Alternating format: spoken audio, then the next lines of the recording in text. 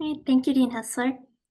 Hi, everyone. Thank you for joining us tonight for this year's second Teachers in Animal Law webinar. We're really excited to be kicking off this webinar series again with a really important and interesting topic and some really great panelists. So before we get into today's discussion, I just want to give a brief introduction to myself.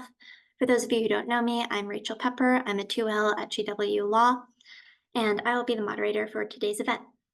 And before we get into panelist introductions, I'm just going to give a brief overview of this webinar series for those of you who may not be very familiar with it. The Animal Law program at GW Law School has established the Animal Legal Education Initiative, which strives to incorporate animal law as a standalone discipline within the legal academy. This webinar series is intended to support those efforts by creating opportunities for adjunct professors across the country to connect and collaborate with one another. We also hope to provide you all with academic resources and a support system that can help you accomplish your goals within your institutions. These webinars are truly intended to be conversational and a place in which we can all network. So to that end, please feel free to send questions and comments in the chat or unmute yourself at any point if you have a question. And I'll also reserve some time at the end for questions. And we encourage you all to turn on your video if you're able and comfortable doing so, because it's always great to be able to put names to faces. And finally, I wanted to mention that if you missed our previous webinars, the recording of those are up on the GW Law website. So please do feel free to check those out. And Dean Hessler has also sent a link to our YouTube channel in the chat, so you can find those there. Today's event is also being recorded, and it will be made available on the GW Law website. So if you would like to reference back to today's discussion, it'll be there for you to do so. And please also feel free to share it with anyone who you think might be interested in seeing it. So the final thing I'll mention to get started is that we already have our next webinar scheduled on November 20th at 6:00 p.m. Eastern Time. That webinar will be addressing current issues and politics inside and outside the law school. So without further ado, moving on to today's webinar, we will be discussing online teaching. We have a wonderful panel today, and I would like to turn it over to them so they can give a brief introduction. Will, why don't we start with you? Sure. Thanks, Rachel. My name is Will Lowry. I'm an attorney. I run a small organization called Animal Partisan. As it relates to this work, I adjunct currently at the University of Oklahoma, teach animal law in the spring, and have previously taught at Vermont Law and Graduate School in an asynchronous format, and at the University of St. Thomas in a synchronous format. Thank you. Susan, would you like to introduce yourself next? Sure, thank you.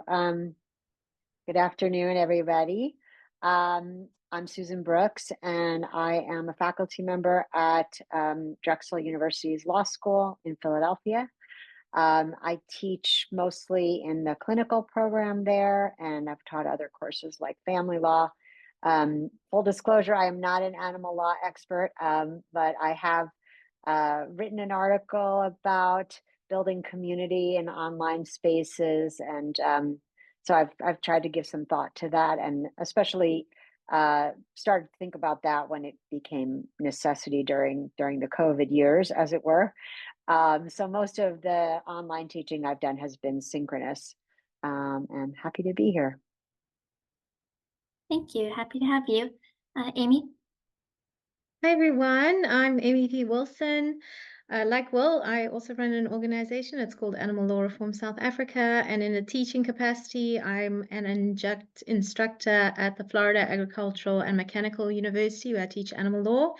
And I also teach at the University of Johannesburg in South Africa, animal law, and the University of the Western Cape, animal law and constitutional law and nature. It's great to be here. Great. Thank you, everyone. So now that we've all been introduced, we can get started with our questions. And just a reminder for those of you watching, please feel free to ask any questions at any point, either by unmuting yourself or by putting them in the chat. So our first main topic is going to be student engagement. So first, I'll ask the panelists, how do you maintain student engagement in synchronous online courses?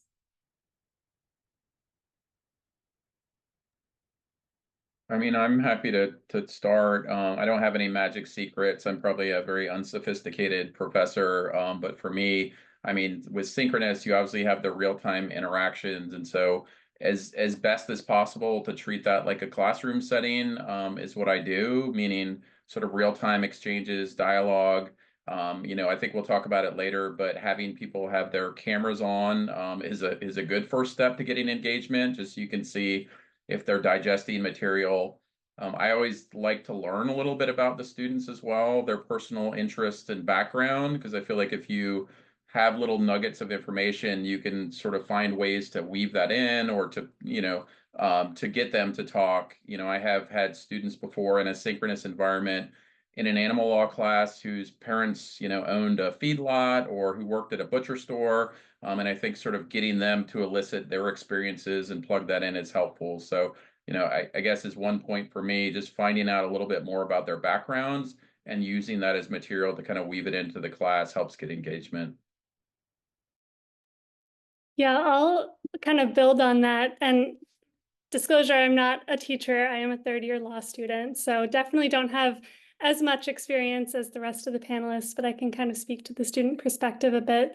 I think treating it as if it were an in-person class is really effective. And to that end, you could prepare discussion questions ahead of time so students have a little bit of time to consider what they can contribute during the class. And then that might make discussion go a little bit smoother and maybe will encourage people to participate in that kind of distant learning environment.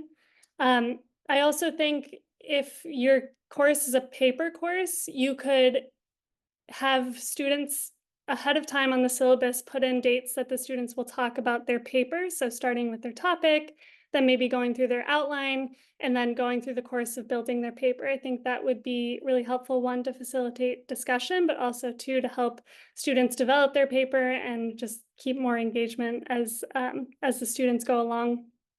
If your course is an exam course, I would recommend, students may not love this, but I think it's really helpful from the student perspective to give little quizzes throughout the semester just to test their learning. And I think that would encourage them to be more engaged, knowing that they will have small assessments throughout the semester.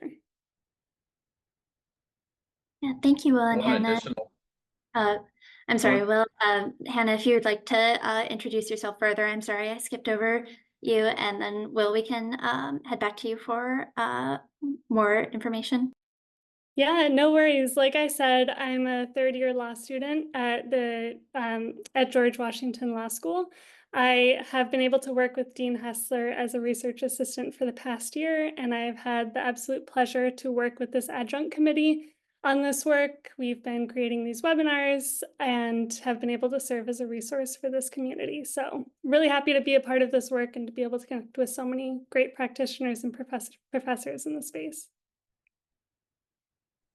Yeah, just something Hannah said triggered another thought that worked well for me. And so it was kind of like a midterm assignment, but it was having people pick a topic related to animal law and present out on that for 5 or 10 minutes. And I felt like looking back on that everyone was really engaged watching the other students' presentations. I don't know what the reason was, whether they just picked fascinating topics and they wanted to hear, or whether they were trying to figure out how they were going to get graded. But I distinctly remember those 2 classes where we went through the presentations, like everybody was really engaged. There's a lot of content that I didn't necessarily have control over because they picked their topics. And I think that resulted in sort of a diversity of subject matter, some of which was more relevant to their interests. So that worked out well as far as engagement. I guess I would just, oh, go ahead. No, you can go. Oh, no, you go ahead, Amy, and then I'll come in. Okay, great. So I'm just going to echo a lot of what's already been said. And actually, similar to Will, one thing I do, and I actually learned this from Dean Hessler when I was working with her at the Animal Law Clinic, is a news assignment. And now I've done it with my students, where at the beginning of every class, each student, depending on the week they sign up for, will do the news assignment. And I think in those particular classes, I've noticed not just when they're doing their presentation, but also throughout, they're a lot more engaged because I think they are able to use their own voice. And I think, as Will mentioned as well, other students like to engage with them once they've given that news article. And then also just to note that I always include at the end of each section a slide specifically for feedback. And obviously after a few classes, the students will know that it's coming and that I'm expecting them to give some sort of opinion. So for those that maybe are a little bit more anxious, they have time to prepare to speak, knowing that it's coming up, and I'm not just going to, for example, cold call them and say, hey, what do you think about this? So I think that helps a little bit as well, especially for students who might have a little bit of anxiety around that issue. Yeah, I would say that I like all these ideas. Um, you know, for me, I think picking up on the idea of like how do we treat this like a classroom as if we were in class together physically? I think thinking about from the very beginning of the class, like how can I create a sense of community among the students, even though we're in this sort of virtual space. And I don't know how many of you do something at the beginning where, having students kind of introduce themselves, or like even having them put them in breakout rooms in pairs and have them introduce themselves and then introduce each other. Like you can use those kind of modalities on Zoom and like approximate what you would do if you were in the room, So I try to think about how I can, um, how I can kind of mirror what I would do in the classroom. So, having a discussion about, do we want to have a set of community agreements? How do we want to work together? And maybe even getting the students to agree, okay, like if students are talking and, everybody else has their camera off, it's kind of hard. Like maybe we can have an agreement that everybody will try to have their cameras on. And if they're not on, it's for a good reason, or it's, temporary or whatever, so rather than me doing that like top down, to try to like generate some of that in the community.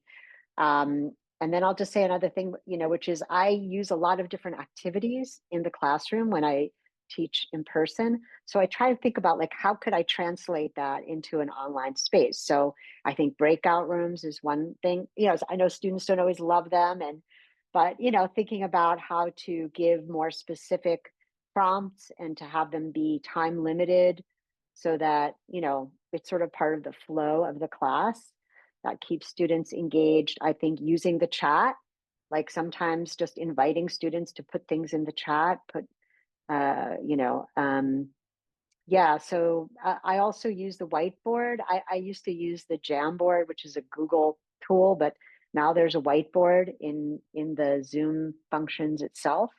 And I think there are some really cool things that can be done, with the whiteboard and having students like, I don't know, just generate.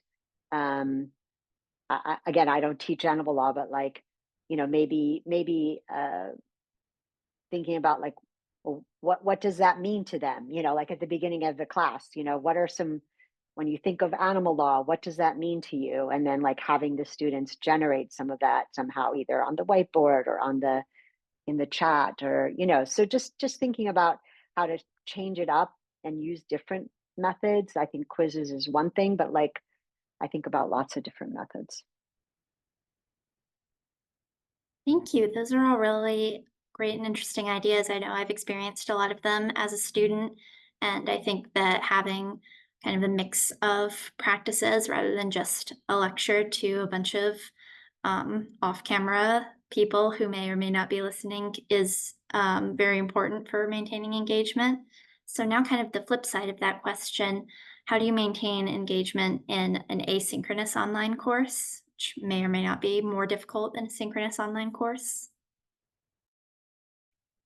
I mean, I don't certainly don't have the answer. Like this is something that I struggled with in my class. It certainly felt very different from a synchronous course, and it felt disconnected. There's probably things I would have done differently.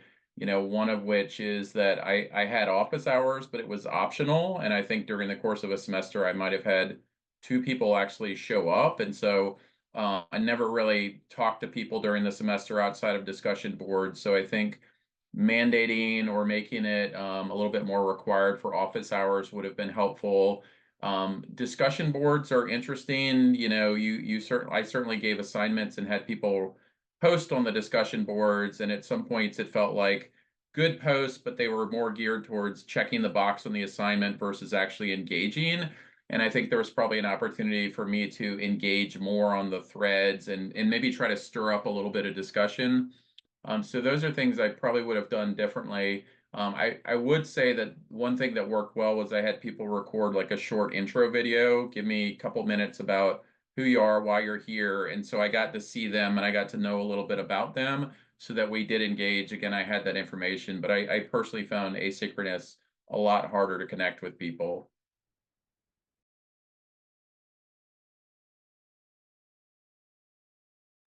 I can kind of build on the point of discussion boards and build on something that Professor Wilson had mentioned before.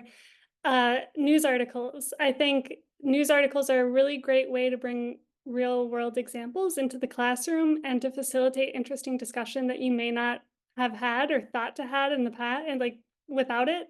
So utilizing discussion board, maybe saying once a week, post 1 or 2 news articles, and that could build just conversations about something you're learning maybe this week or something that you learned at the beginning of the semester, now it's the end of the semester. And I think it's something that typically will engage students more than just giving a summary of something that you read in the casebook. In addition to discussion boards, I would recommend if you're recording lectures and posting those on Canvas or whatever platform you use, making them short, even if you have to post several for one unit, making short lectures, I think will help students stay much more engaged rather than having about like an hour and a half lecture posted in one video. That's a little bit harder to stay concentrated and focused on.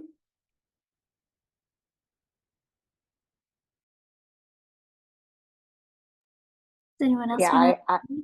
Go ahead, yeah, Susan. I guess, I mean, I have done very little asynchronously, I'll say. However, I do think, again, like in a similar way that I'm talking about, like finding ways to get students interacting with each other. So, like, I think discussion boards is a piece. Um, I have a colleague that teaches a course asynchronously, and I know she has students actually record themselves and upload, you know, so that they're like kind of they can interact in other ways besides just text.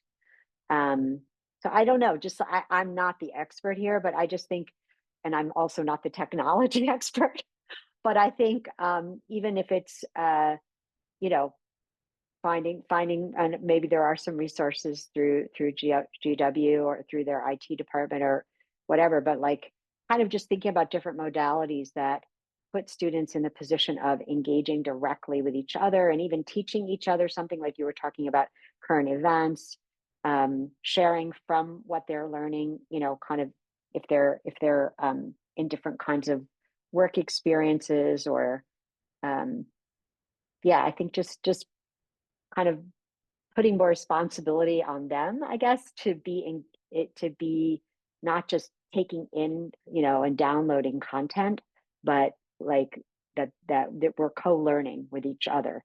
And so like that they need to be contributing in some way, maybe even if it's just like uh one takeaway they got from the assignment. I have students prepare that for class. So like what was one takeaway, one new learning you got from the assignment, and one question you're sitting with, and maybe they could just record themselves talking about that rather than just doing a discussion board.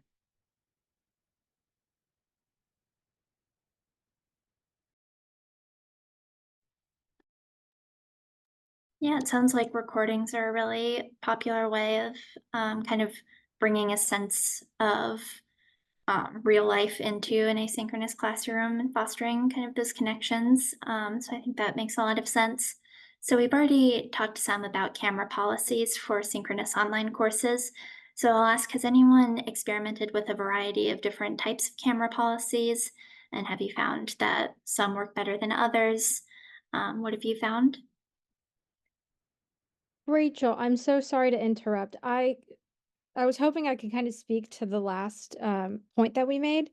If I could introduce myself, my name is Daria Bednarczyk. I'm a 3L at Vermont Law and Graduate School.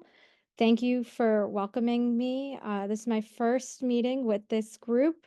but I actually just finished teaching an asynchronous course today for the undergraduate level within animal behavior. And if I could speak to the asynchronous complexities, I would love to.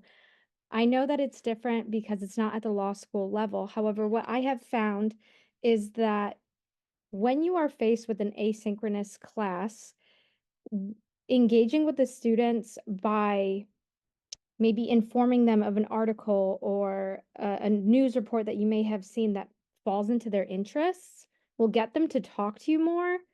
And because as the professor, you see what the students are writing about maybe for their assignments that aren't on a discussion board, putting two students that have similar interests together and making that connection can help facilitate not only discussions between those two students, but the discussion board as a whole. Because when you get the students excited and you let them know that here's real life, what's happening with the topic that you're interested, they're more likely to interact. And so I had plenty of students that didn't really want to talk to me, which is fine, but the ones that I kind of hyped up and found interest in and sent them articles that related to their interests, they were way more willing to talk to not only me, but one another. And I feel that it built confidence in them as students as well. I just wanted to add that. Thank you. Yeah, absolutely. Thank you so much for sharing that experience. That's really interesting. Really appreciate it. Going back to the camera policies, has anyone experimented with different types of camera policies and found more success with one versus another?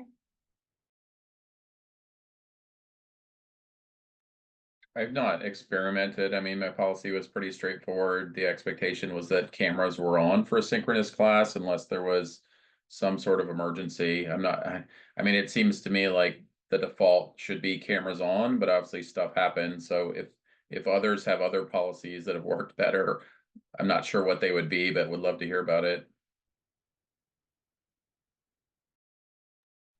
As a student, I've experienced both policies where it's optional or where it's mandatory. And I think the mandatory camera on policy is much better for learning, but also for the professor because they're able to see the students engaging in what they're saying. If they ask a question, students will nod or shake their head. It's just, I think, a lot easier to have that communication. I also think it's not an issue that is only for students, but when we're interacting with people via Zoom, it can be so easy to get distracted. And I think having your cameras on will give you a little bit more structure to what you should be focusing on at the time during your class. So for those reasons, I think camera on policies are typically much better. Can I just jump in really quick? This is a very timely topic for me, and I appreciate it. I'm Conley Waters. I'm a professor at UIC Law, and this semester I'm teaching contracts online synchronously. I haven't taught animal law, but I'll teach it in the spring. That's in person, however, although it might be online at some point. So this is a synchronous class. My policy is essentially what you all are, what Will was saying, like cameras on unless there's a good reason to. And and obviously there are sometimes, and I have students reach out to me, and that's fine. But I feel like there's no way to police when students are taking advantage of that, right? Or not not having their camera off in good faith. And so it's difficult because I have 46 students, and I don't want to say like this is mandatory because some might live in a small shared space, right? Some have certain constraints that or personal issues that they don't want to talk about, understandably. But at the same time, I don't want students just having their camera off and being like, well, I'll just watch the recording later for exactly the reasons you say, Hannah. I think it really it does a disservice to their learning, and it makes things harder for me because I will still call on them, and then they won't be in front of the computer, right? And I'll just be like, I'll say their name 3 times, and then it's awkward for everyone. So I don't know. I don't expect anyone to have a magic solution, but that's a challenge I've noticed in the last few weeks, especially. It seems to be getting worse. So I'm going to address it next week one way or another. It's funny you say that because I actually had a similar problem today, Conley. It wasn't a class, but I was talking to a bunch of law students for some other reason, and most of them, or about half of them, had their cameras on, and I did not know how hard to push, right? Like my instinct was like to drop the hammer and be like, look, turn your cameras on. But then I was kind of like, what if some of them have good reasons? And so I was really squeamish about where that line is. So again, I don't have the answer, but I empathize with you. Like it seems like they should have them on, but like, how do you know when to push or what's the line to walk? It's a tough one. Yeah, no, totally. I feel like this is just a question that I would like to punt to the administration, which maybe that's the way to go. Maybe there should be like a kind of standardized policy. I don't know. I'm with Hannah that cameras should be on, and that's because I've had professors open up how isolating and alone it feels to talk to a bunch of screen just with names on them. And I can admit myself that if my camera's not on, I am most likely sidetracked or doing something else. So it's best for the students to pay attention, and by being held accountable and present, I think it's more beneficial to have the cameras on. I understand there are situations where cameras don't work, but it just sucks we can't tell when people are having good faith when they say that, because that's kind of the oldest excuse in the book where it's my camera's not working. But maybe if there was a fine line between if your camera's really not working or if you have a really good excuse, but regardless of that, I think cameras should be on. And that's coming from a student who hates being on camera. Yeah, I mean, I'll go back to what I said earlier, which is like, and it doesn't, I'm not saying this is foolproof by any means, but I mean, I do try to invest time at the beginning in this idea of like what is gonna make this a learning experience that's gonna work well for all of us, and trying to suggest some, like I actually I have a whole exercise, which you might not want to take up that much class time to do, but um, I teach in a clinic, so it's a small group of students that I'm working with for a full year. So I really want to spend some time on like really like how do we want to work together. But I do think like in a class, even if it's a larger class, like this idea that like students are going to be speaking, and it's, you know, also out of respect for them, you know, and their sense of like just talking to a vacuum of names on a screen, you know. So it's like maybe like introducing it more, not just about like what what is going to help you, but more like how do we create a class that's going to feel more, you know, fun and interesting and engaging for everybody, you know, like you're all paying a lot for this education. Like, and I wouldn't say that probably, but I'm thinking it. You know, I just think, yeah, trying to get it so that it's not just me encouraging them, but sort of getting them to think about it as a part of a broader set of things that are going to help them feel more connected to what they're learning. That's really helpful. Thank you.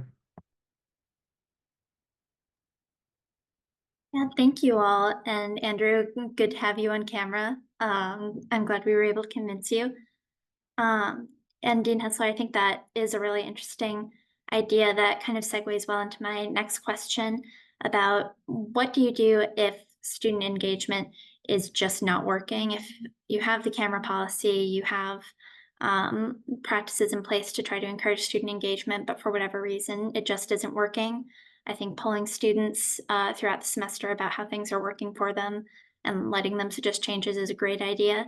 I'm interested to see if any of you have any other tricks that you've used to try to boost engagement mid-semester if things aren't going well.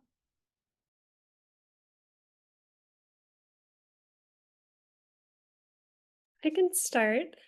I had a professor over the summer assign discussion questions that were in our book to students. Every student had their own discussion question.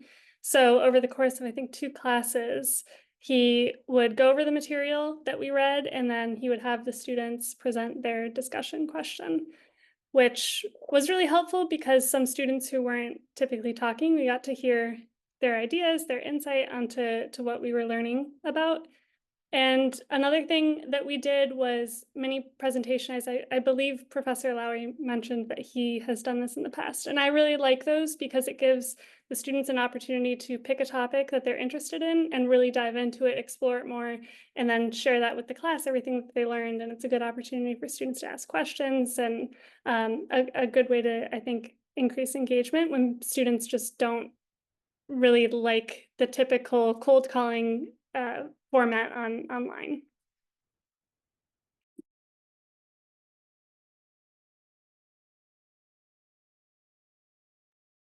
I don't have a great answer, but I think anything to somehow elicit a discussion about what's going on is helpful. You know, I've had a lot of circumstances where somebody would submit a discussion post and it was pretty short or abbreviated, and I would give feedback on that, and that led to a here's what's going on, or here's why I'm not participating, or something like that. I think sort of just giving, you know, somewhat of a soft landing to open up the conversation, to let them know that like you're aware, give them that feedback that, you know, they're not participating as much as expected, and sort of open the door for a discussion, can be helpful.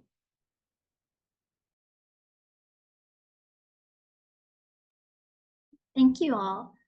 And so our last question for the student engagement section, Susan, I know you mentioned using tools like whiteboards.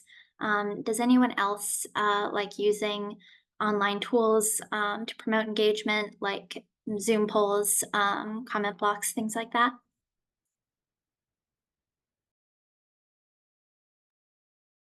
I'll jump in. I think one thing I've noticed specifically is that the commenting or the chat function in Zoom, that's usually how I teach, has become really useful. Like I mentioned, there are a lot of students that have anxiety speaking up, but I find they're a lot more comfortable to sit there and think about their thoughts and then, you know, write something kind of long out. So I think that's very beneficial for those students, just that chat function and even the reaction function, just being able to put like a heart or a smiley face or an angry face. That's another way that I think they're able to engage, but without necessarily having to speak up. So that's helpful for me. It can sometimes be a double-edged sword, because then they can start having a discussion or debate in the chat while I'm trying to teach, and then I'm trying to focus on that. So I think that's an additional part of it. But by and large, I think that the chat function is really good for students to be able to think about things in their own time and then post it.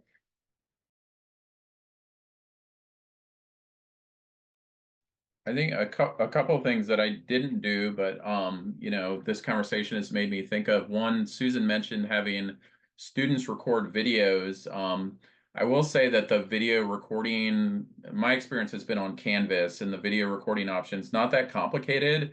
And in hindsight, you know, probably wouldn't have been that hard to ask students to use that to record answers and those types of things. So that's one tool. And then I was on a separate call with an attorney unrelated to law school today, and they pulled up like a whiteboard feature and started making a diagram, which to me was incredibly helpful. And I can think of a ton of opportunities during class, whether you're talking about a complicated administrative law case or something like that, where a tool like that would have been helpful. So I would probably keep that in mind if I had to do it again.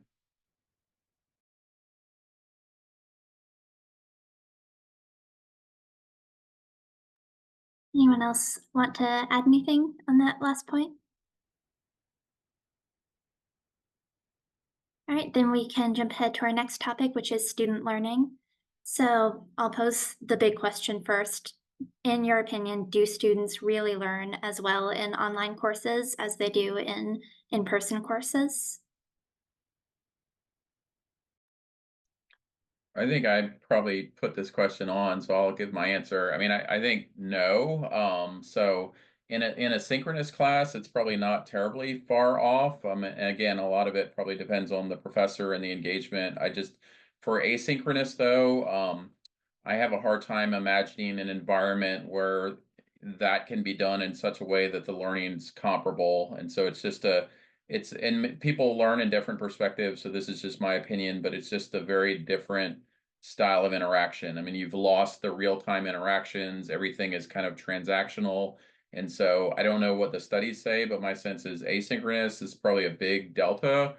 Synchronous, I think if it's done well, you can probably get fairly close, but I still go back to my law school experience, just being in the room with people, hallway conversations, talks to the professor on the whiteboard. There's just a whole lot of little things that happen when you're able to be in person.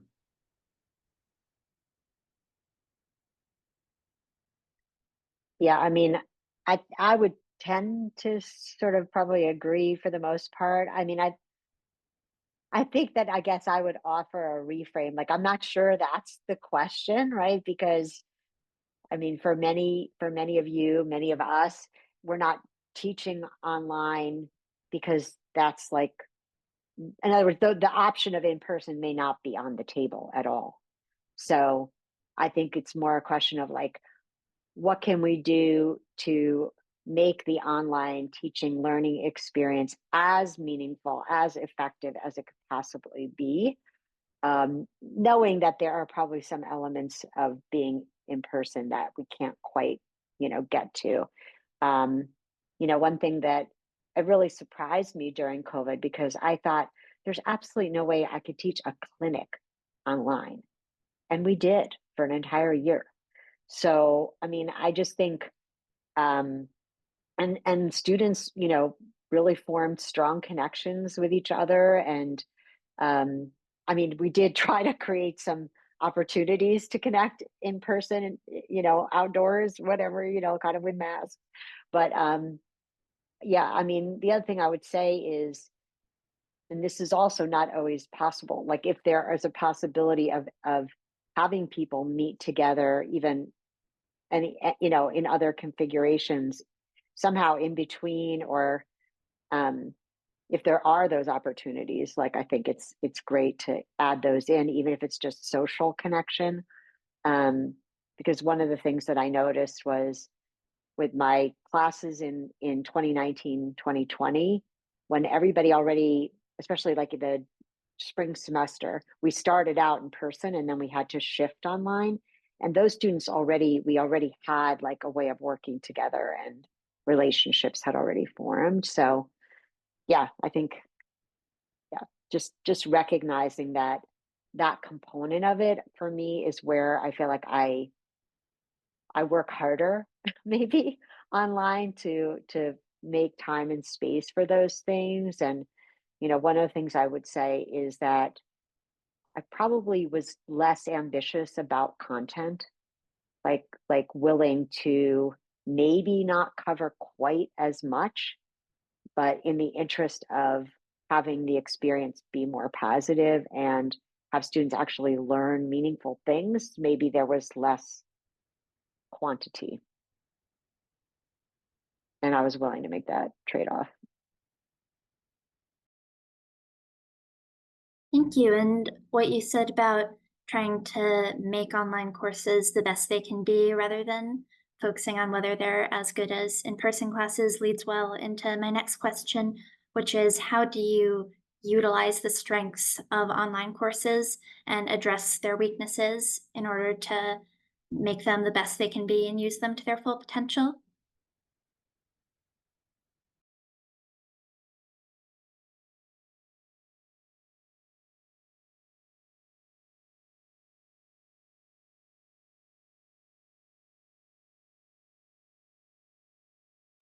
I mean, I feel like this sort of aggregates everything we've talked about, right? How do you utilize their strengths? I mean, it's back to getting participation, using the tools as best as you can. I'm not sure. I don't have a different answer to this question. I mean, I feel like it's combines all the stuff we've talked about previously.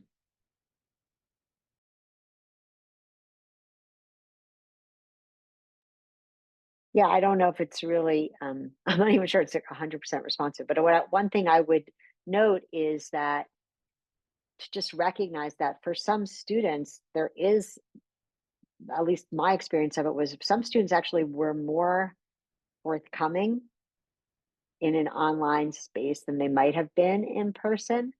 Um, like for some students, because they could be kind of in a space that's more comfortable for them, and that they might have more opportunity to reflect a little bit, or they might not feel as the tensions that happen when you're in the room with people. Like I'm thinking like a class like contracts, which we heard about.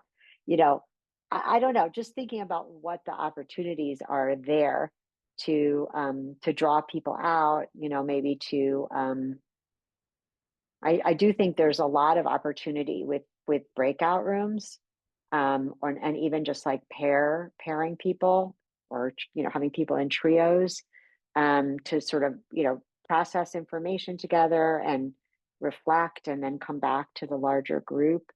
So yeah, I think there are some ways that it, for some students, that it might be an advantageous setting for learning. I think there's something in the chat too that probably we should look at, but somebody else had some other suggestion. Yeah, Disabilities and other issues. Yeah, I think that's, I'm thinking like, yeah, very introverted students, students with disabilities, you know, there can be for certain students that find it more conducive. Yeah, and I'll maybe just jump in with another point is, as we saw, you know, since the pandemic and everything, a lot of stuff has moved online. So a lot of different things, you know, you either do as a legal practitioner or as a nonprofit have become more globalized. So you do find yourself, in fact, sitting on a lot more of these Zoom calls. So I think it's something in and of itself to treat the online course as a bit of a training program for that. So, and that goes to some of the camera policies that I include, right? Is that you treat this like a professional space, you set up a space for yourself, you make sure you're able to focus and concentrate. And I think that's also an important skill now, increasingly for students to learn before they enter the legal world, because you're not necessarily always going to be in court in front of someone. You might very well be doing interviews online and dealing with clients online. So I think that's just another element of the strength, is perhaps as we move to this more kind of virtual world, to recognize that as a teaching opportunity as well.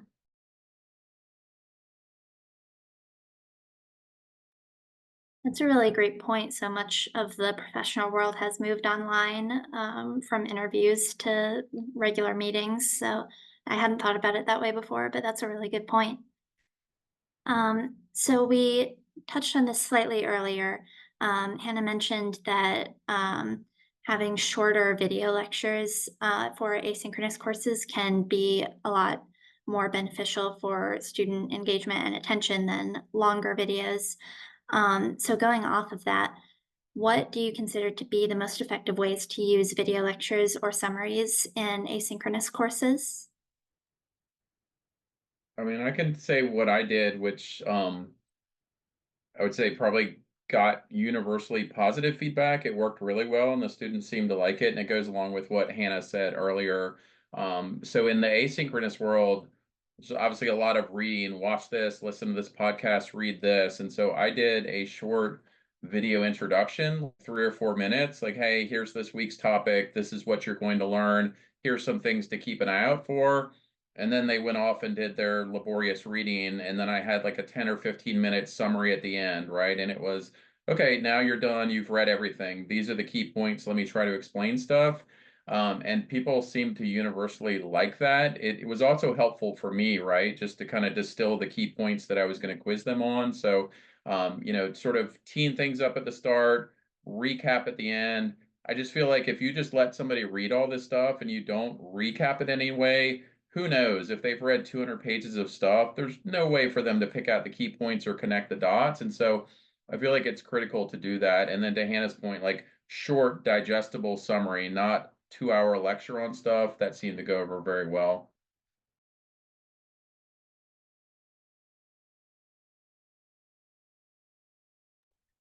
Another video type activity that one of my professors did online is they had us view closing arguments in a trial that we were discussing. And the arguments were maybe 15 minutes. Afterwards, we all had to answer questions that he had queued up for us about the closing arguments. And then we submitted that for a participation grade. And I really liked that because it was a way to engage practical learning. We got to see someone doing the stuff that we were learning actually in practice. And it was really interesting then to take what we learned in the course and apply that to what we were reviewing in those discussion questions. So that was a really interesting activity.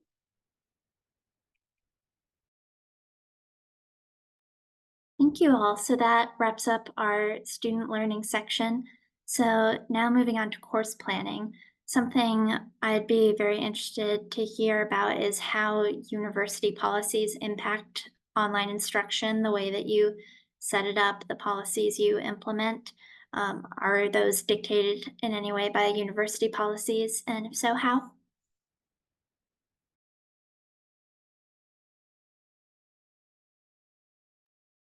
I mean, I can, the one example that comes to mind for me was the asynchronous class I taught. And I don't know if this is specific to this university or if it's an ABA thing, but there were certain requirements for the number of minutes that a student needed to spend per week, right? And I had a spreadsheet that said this many pages of reading equals this many minutes, this many videos watching. And so I literally was filling content up until a threshold. It was like every week you need to do, okay, thanks, Conley. So I won't blame the university. So it was like you need to hit this many minutes each week.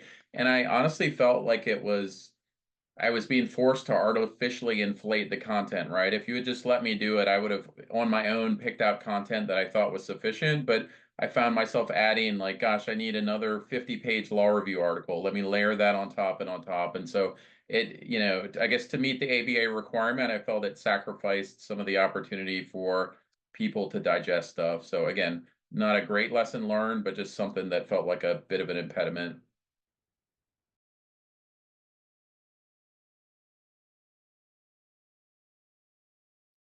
Does anyone else have any experiences with university policies they want to share? Oh, that's an interesting point. I didn't realize there was that requirement for in-person classes, but yeah, I've certainly never noticed anyone taking note of anything like that.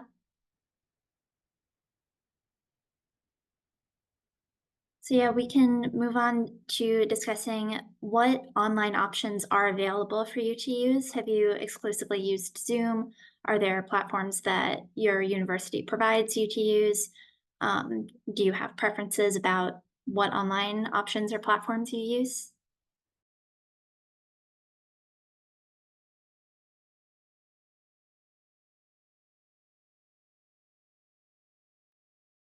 I mean, I'm have used Canvas for both asynchronous and synchronous, and I didn't really have a choice, right? It seems to be that's the common platform. So, and then Canvas has a built-in video recorder, and then Zoom. So, from my experiences with two classes, I didn't really have an option. It was kind of like this is what we use, which makes sense because you don't want 50 adjuncts using 50 different programs. And I found Canvas pretty user friendly and they had a good support system, so I didn't really have any complaints about that.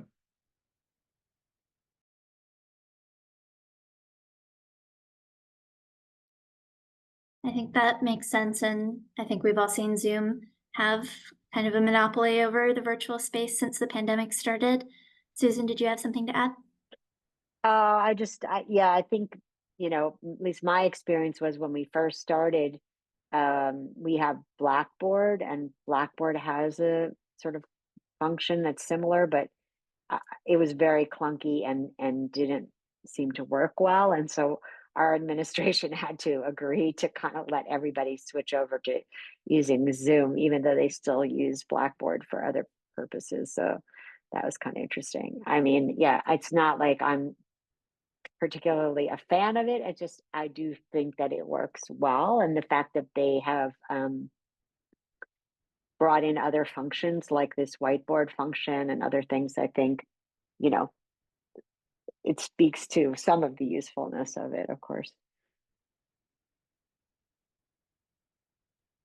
Yeah, I think Zoom certainly has developed a lot since the pandemic started in response to the massive user increase. So that brings us to our last section of questions, which is on course content and materials.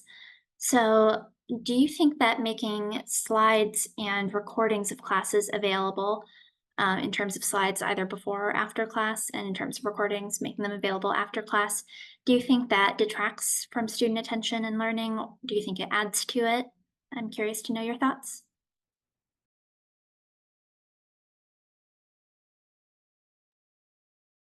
I can start if that's okay. So I think the recordings, I have mixed feelings. Well, I have mixed feelings about both because I think it's useful, obviously, for students who can't attend. But then similarly, particularly for animal law, a lot of what we try to do, and at least I try to do, is create a safe space for people to play with ideas and, throw things out there and feel like they can say things and without judgment. And knowing that something is going to be recorded inherently, I think, stops that kind of free flow of. Yes, so I was just saying, yeah, I have mixed feelings about the recording situation, so I'd like to get others' thoughts. And then on the slides, I think I have a similar hesitancy, because it's one thing when students sit there and they're trying, furiously to type up what you're getting if you're not going to make the slides available. But if they know they're going to be available, then they might not pay as much attention, or just kind of add to the non-engagement and go off and do something else. So yeah, I think both can be useful, but they both come with risks. So maybe others can jump in. Maybe I think, Hannah, you were going to say something from a student perspective. Yeah, actually, I think you bring up a really interesting point about students maybe being a little bit more reserved to share if they know that things are being recorded. I was initially going to say I think recordings are really helpful, especially if you're having an exam course, just because I know sometimes when I'm studying for finals, I will see a discrepancy in my notes, and I'll think, oh, I got to look back to this class, to this lecture. I don't really understand what I was trying to write in my notes. So I think it's been really helpful for that reason, and I know a lot of students share that same sentiment. But if you are talking about things that might be a little bit more sensitive, or students in your class may prefer not to have what they share recorded, I think other options are maybe making the recordings available only if someone has a valid excuse to miss class one day and they need the recording to be able to catch up. Or perhaps I don't know if this is possible, if the administration would do this, but recording certain classes and not others. So if you're talking about a particularly hard topic, one class, maybe not recording that, but then other courses you can record throughout the semester. In terms of the slides, I think the slides are always helpful to have available. Again, just when going back and studying for your exam, just being able to see something on the slide that maybe you had missed when you were rapidly taking notes, trying to write everything down that the professor is saying. So those are just my thoughts, and I think that typically can be reflective of the student experience. But if other students have different ideas, please feel free to share.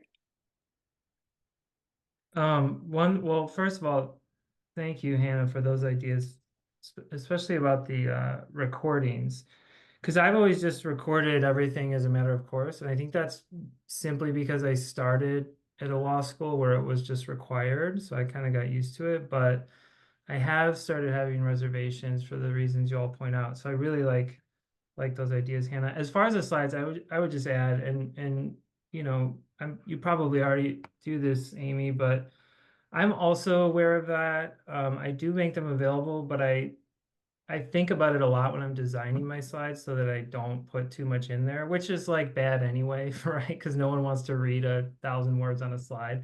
But I try to intentionally design it so that I'm not giving away everything, so that they do have to engage. And it takes more time, coordinating between my lecture notes and my slides. But I found that helps a little bit. Can I speak on what Hannah mentioned? As a student, I believe that recording lectures is super beneficial. And I've had instances where the professor will share the recording immediately, or they make you wait a little bit. And I think either is fine. However, I use them personally to study, or if I missed something or didn't understand a concept, or if a case was particularly complicated and I want to go back and listen to what the professor had to say or what my classmates had to say as, for questions. I like to use that as a resource. But regardless, I feel that the slides and sharing slides is the most beneficial, because when I'm making my outlines, I like to go back and see what the teacher has included so that I know what points to highlight within my outline, so that I know what to kind of focus on when it comes to exam time. And sorry, one more thing, it just came to mind. But with the sensitive topics, I have been in classes where if it is a particularly sensitive topic, we will not record. And everybody knows that ahead of time. So if you need to miss a class, oh well, ask a friend for notes. But obviously, we want students to be the most comfortable. And if they want to be vulnerable, not feel like they're on the front screen and able to be heard back for who knows how long. So I think that everything that Hannah said, I completely agree with.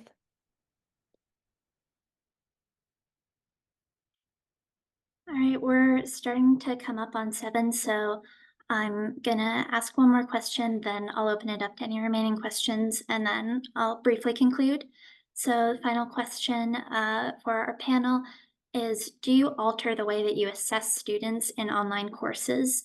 For example, do you make exams open note in online courses when you would ordinarily make them closed note?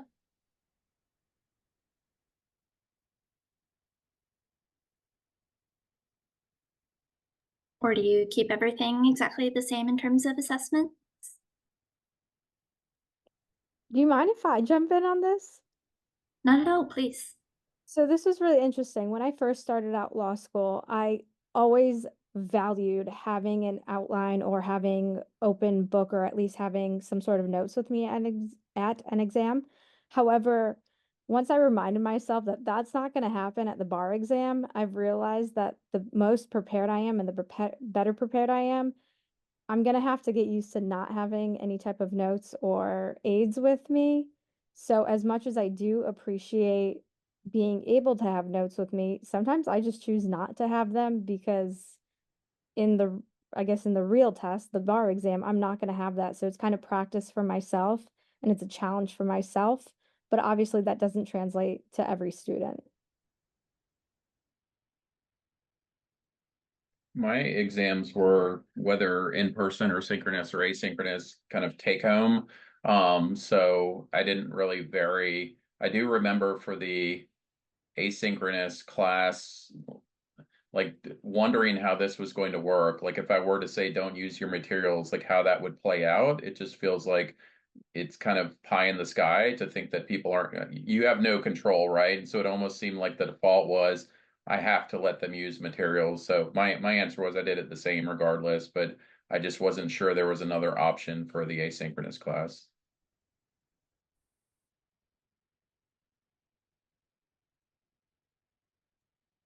All right, I'll open it up to everyone. If anyone has any final thoughts or final questions for our panel, love to hear it.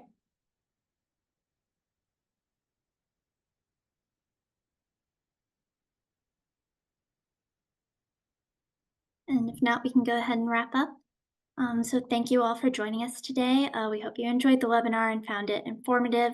So just as a reminder, our next webinar will be on November 20th, and it'll be addressing current issues in politics, both inside and outside the law school. We hope you can join us for that webinar, and we will definitely circulate more information regarding those events as they get closer. Also, if anyone is interested in potentially participating in a future webinar or has any thoughts or feedback about the webinars to share, please feel free to contact Dean Hessler. So thank you all again and have a great rest of your day.